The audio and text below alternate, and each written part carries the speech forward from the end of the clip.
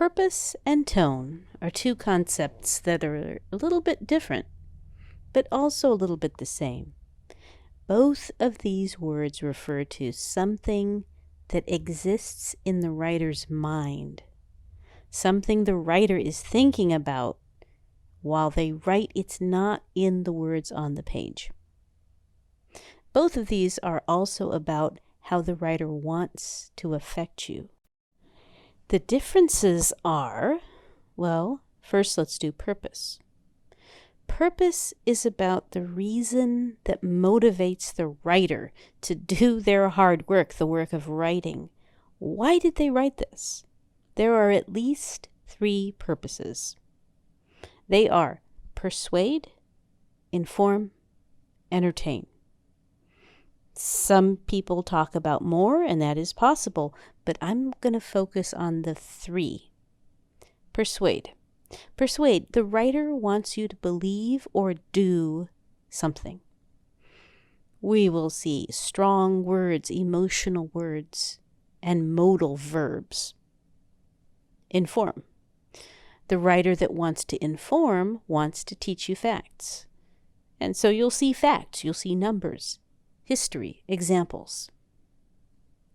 Entertain. The writer who wants to entertain you wants you to laugh or to cry, to be interested, to forget yourself and follow the story. Usually we will see characters and plot. And tone. Tone is the attitude the writer wants to share. Does the writer feel good about the thing, the topic, or bad? The writer will try to create that same attitude in you, the reader. A helpful way to find out the tone is to check the connotation of the vocabulary in the reading. I have 3 examples. Let's look at the first. Pause and read this paragraph. This paragraph, it's facts. It's all facts. The purpose, inform, persuade, entertain. Well, if it's nothing but facts, the purpose is to inform, to share facts. And what is the tone? What mood did this writer have? Well, I'm looking for strong words, emotional words, and none of these words have a strong connotation. You know what? That makes its own tone. The tone is unemotional. It's formal. It's objective. Okay. Next paragraph. Same topic, tobacco. Pause and read, please. Purpose. Now, this time we have some evidence. I'm going to highlight some clue words. Remember, we are looking for strong words and modal verbs. Strong words. Okay. Forced, addicted, harmed. I see a metaphor. Swallow souls. Ooh, sounds dangerous.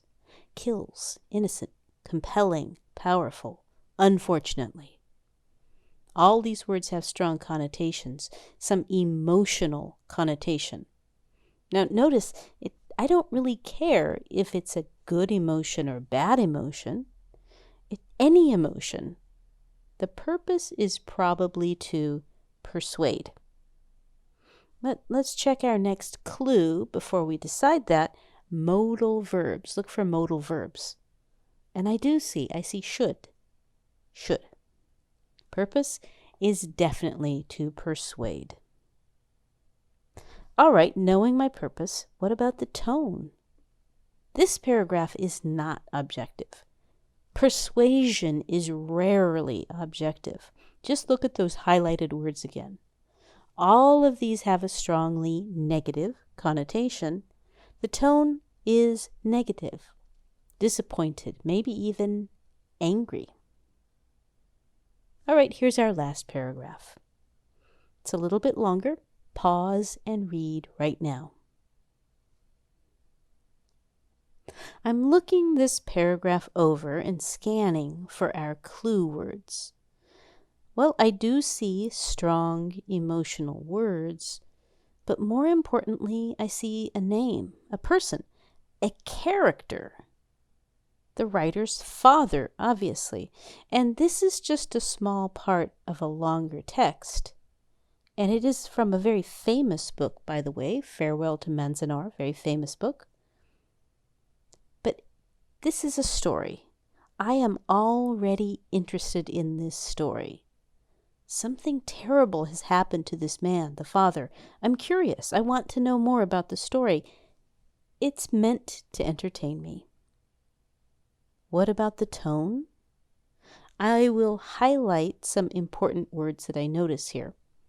Physical hardship, worst times, disloyalty, disgrace, humiliation, vulnerability, powerlessness, no rights, emasculation, suffered.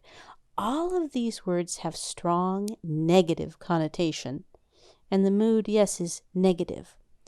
Traumatized, painful, heartbreaking. Please keep these key concepts in mind. First, that the writer's purpose is the reason they write. And at the least, we have 3 possible reasons: to inform, to persuade, to entertain. We can identify purpose by looking for facts, or by looking for strong words and for modal verbs. Or if we see characters, that's a clue too. Other big idea is tone. Tone is the attitude of the writer that you should feel as well. And identify tone by checking the connotation, the mood of the vocabulary overall. Thanks. Hope that's helpful.